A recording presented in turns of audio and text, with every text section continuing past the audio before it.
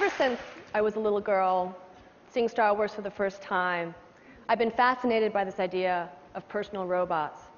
And as a little girl, I loved the idea of a robot that interacted with us much more like a helpful, trusted sidekick, something that would delight us, enrich our lives, and help us save a galaxy or two. So I knew robots like that didn't really exist, but I knew I wanted to build them. So 20 years pass. I am now a graduate student at MIT studying artificial intelligence. The year is 1997, and NASA has just landed the first robot on Mars. But robots are still not in our home, ironically. And I remember thinking about all the reasons why that was the case. But one really struck me. Robotics had really been about interacting with things, not with people.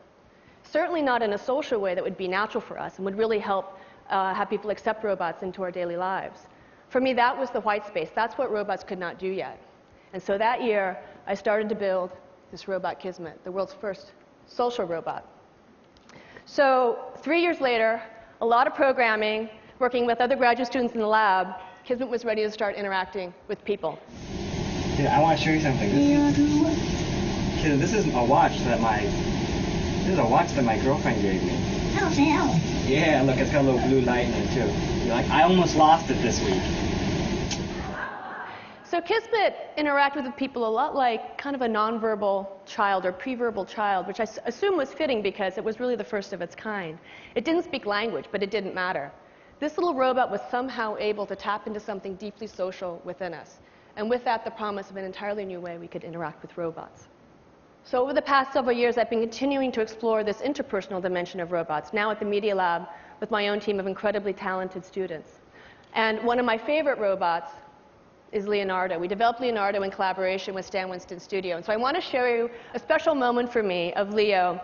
This is Matt Berlin interacting with Leo, introducing Leo to a new object.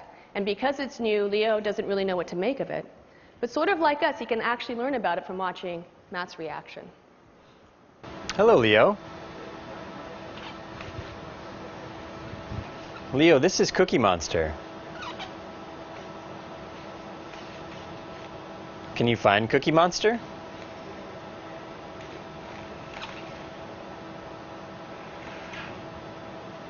Leo, Cookie Monster is very bad. He's very bad, Leo. Cookie Monster is very, very bad.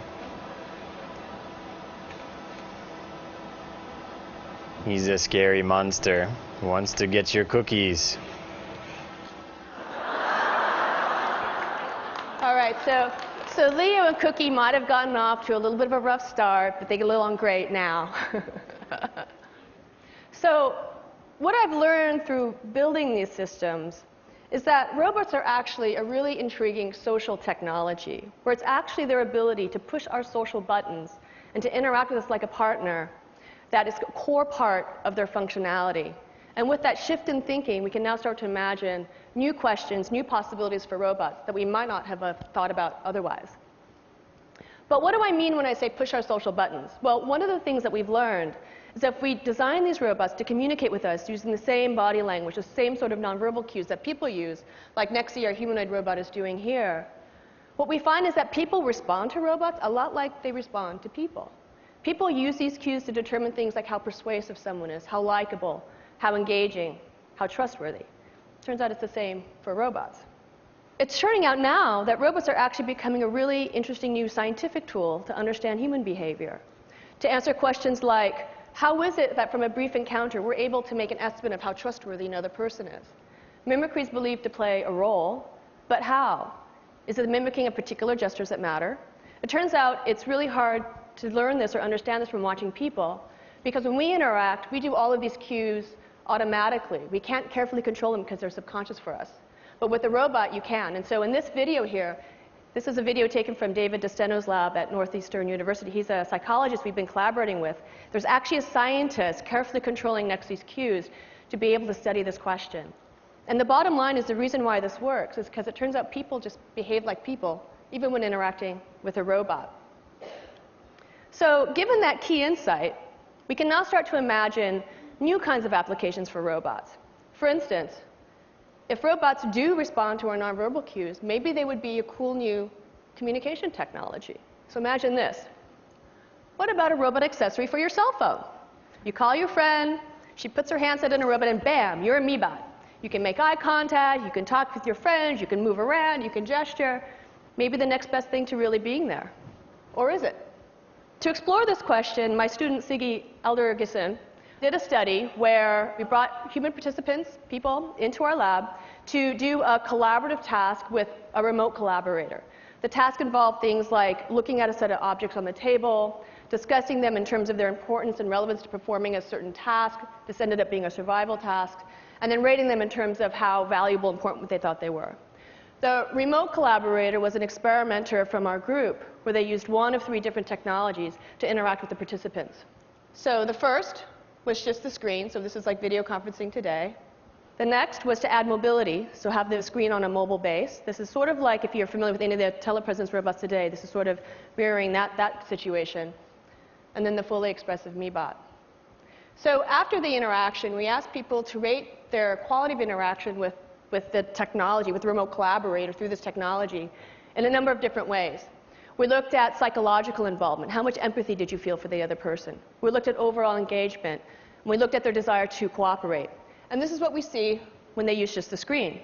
It turns out when you add mobility, just the ability to roll around the table, you get a little more of a boost. And you get even more of a boost when you add the full expression.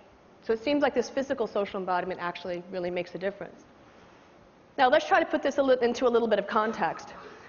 Today we know that families are living further and further apart, and that definitely takes a toll on family relationships and family bonds over distance. For me, I have 3 young boys, and I want them to have a really good relationship with their grandparents, but my parents live thousands of miles away, so they just don't get to see each other that often. We try Skype, we try phone calls, but my boys are little. They don't really want to talk. They want to play. So I love the idea of thinking about robots as a new kind of distance play technology.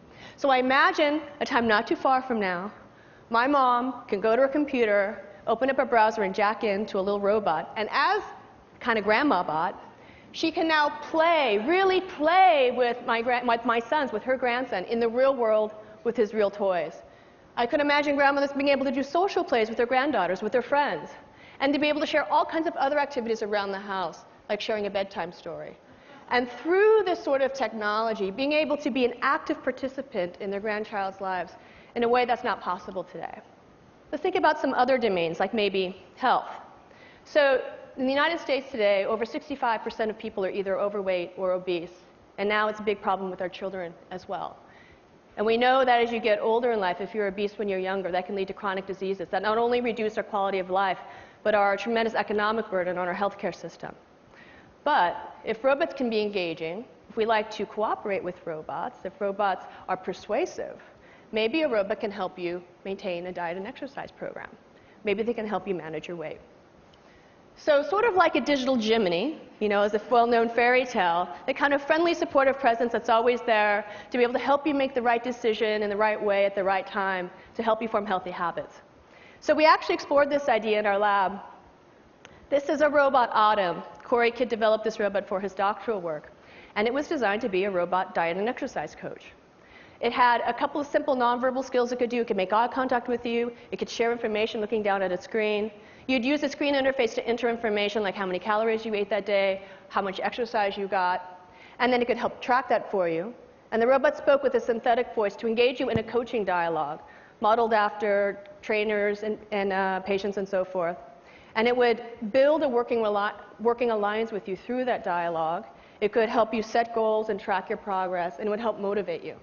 So an interesting question is, does the social embodiment really matter? Does it matter that it's a robot? Is it really just the quality of advice and information that matters? So to explore that question, we did a study in the Boston area where we put 1 of 3 interventions in people's homes for a period of several weeks. One case was the robot, you saw there, Autumn. Another was a computer that ran the same touchscreen interface, ran exactly the same dialogues. Quality of advice was identical. And the third was just a pen and paper log, because that's the standard intervention you typically get when you start a diet and exercise program. So one of the things we really wanted to look at was not how much weight people lost, but really how long they interacted with the robot, because the challenge is not losing weight, it's actually keeping it off. And the longer you could interact with one of these interventions, well, that's indicative potentially of longer-term success. So the first thing I want to look at is how long. How long did people interact with these systems? It turns out that people interacted with the robot significantly more, even though the quality of advice was identical to the computer. When we asked people to rate it on terms of the quality of the working alliance, people rated the robot higher, and they trusted the robot more. And when you look at emotional engagement, it was completely different. People would name the robots. They would dress the robots. And even when we would come up to pick up the robots at the end of the study, they would come out to the car and say goodbye to the robots. They didn't do this with the computer. The last thing I want to talk about today is the future of children's media. We know that kids spend a lot of time behind screens today, whether it's television or computer games or whatnot. My sons they love the screen. They love the screen. But I want them to play. As a mom, I want them to play, like real-world play. And so I have a new project in my group I wanted to present to you today called Playtime Computing that's really trying to think about how can we take what's so engaging about digital media and literally bring it off the screen into the real world of the child, where it can take on the properties, many more of the properties of real-world play. So here's the kind of first exploration of this idea, where characters can be physical or virtual, and where the digital content can literally come off the screen into the world and back. I like to think of this as sort of the Atari Pong of this blended reality play. But we can push this idea further. What if the character itself could come into your world? It turns out that kids love it when the character becomes real and enters into their world. And when it's in their world, they can relate to it and play with it in a way that's fundamentally different from how they play with it on the screen. Another important idea is this notion of persistence of character across realities. So changes that the children make in the real world need to translate to the virtual world. So here, Nathan has changed the letter A to the number 2. You can imagine maybe these symbols give the character special powers when it goes into the virtual world. So they are now sending the character back into that world, and now it's got number power. And then finally, what I've been trying to do here is create a really immersive experience for kids where they really feel like they are part of that story, part of that experience. And I really want to spark their imaginations the way that mine was sparked as a little girl watching Star Wars. But I want to do more than that. I actually want them to create those experiences. I want them to be able to literally build their imaginations into these experiences and make them their own. So we've been exploring with a lot of ideas and telepresence and mixed reality to literally allow kids to project their ideas into this space where other kids can interact with them and build upon them. I really want to come up with new ways of children's media that foster creativity and learning and innovation. I think that's very, very important. So this is a new project. We've invited a lot of kids into this space, and they think it's pretty cool.